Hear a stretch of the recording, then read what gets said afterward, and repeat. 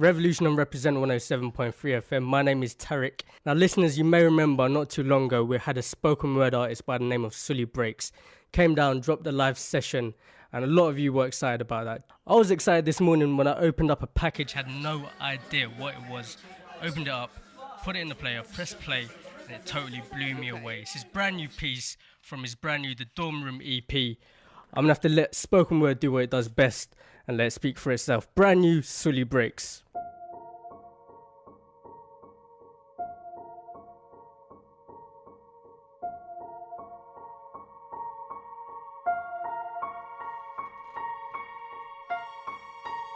Right now, there is a kid finishing parents' evening in a heated discussion with his mother, saying, why does he have to study subjects he will never ever use in his life? And she will look at him blank-eyed, stifle a sigh, think for a second, and then lie. She'll say something along the lines of, you know, to get a good job you need a good degree, and these subjects will help you get a good degree. We never had this opportunity when I was younger. And he will reply, but you were young a long time ago, weren't you, Mum? And she won't respond, although what he implies makes perfect sense, that society's needs would have changed since she was 16. But she will ignore him, grip his hand more sternly, then drag him to the car. But what she doesn't know is that she didn't ignore him just to shut him up. She didn't lie because they were just returning from parents' evening and an argument in the hallway would look bad on her resume.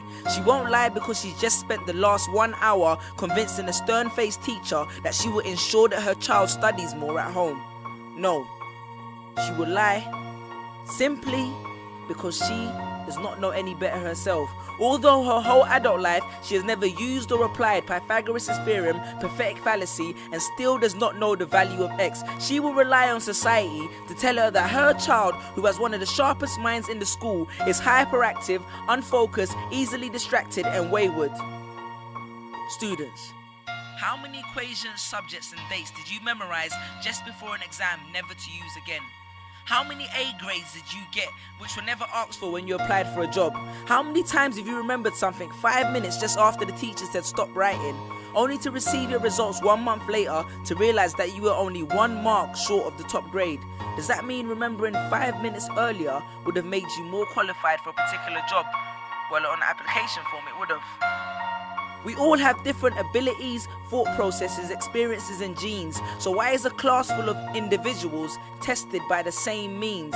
So does that mean Sherelle thinks she's dumb because she couldn't do a couple of sums? And if this issue is not addressed properly, it then becomes a self-fulfilling prophecy. Then every school has the audacity to have a policy on equality. The irony. Exams are society's methods of telling you what you're worth. But you can't let society tell you what you are, because it's the same society that tells you that abortion is wrong but then looks down on teenage parents. The same society that sells products to promote natural hair, looks and smooth complexion, with the model on the box half photoshopped and has fake lashes and hair extensions, with pastors that preach charity but own private jets, imams that preach against greed but are all fat, parents that say they want educated kids but constantly marvel at how rich Richard Branson is, governments that preach peace but endorse wars, that say they believe so much in the importance of higher education and further learning, then why increase tuition fees every single year? I believe Miss Jefferson when she took me into the office and said that my exams would be imperative to my success, because we was taught to always follow when Miss Jefferson led.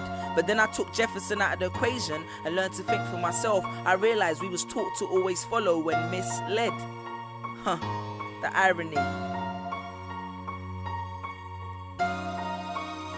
Test us with tests, but the finals are never final, because they never prepare us for the biggest test, which is survival. And what I suggest is fairly outlandish, so I do not expect everyone to understand this, except for the kids who knows what it feels like to be worth no more than that D or that A that you get on results day, and the ones whose best stories were never good enough for the English teacher, because apparently you missed out key literal techniques, did not follow the class plan, and the language was too informal for him to understand. But then he'd reference Hamlet and Macbeth, and you'd fight the urge to express your contempt by partially clenching your fist with only your medius finger left protruding in the middle of your hand, and then asks if he was aware that Shakespeare was known as the innovator of slang, or the kid at the back of the class who thinks, why am I studying something that doesn't fuel my drive? But then when confronted with a maths problem, his eyes come alive. So this one is for my generation, the ones who found what they were looking for on Google, the ones who followed their dreams on Twitter, pictured their future on Instagram, accepted destiny on Facebook. This one's for my failures and my dropouts, for my unemployed graduates, my shop assistants, cleaners and cashiers with bigger dreams, my self-employed entrepreneurs, my world changers and my dream chasers. Because the purpose of why I hate school but love education was not to initiate a worldwide debate, but to let them know that whether 72 or 88, 44 or 68, we will not let exam results decide our fate. Peace. Just these pictures on my phone, sitting all alone, visualizing home.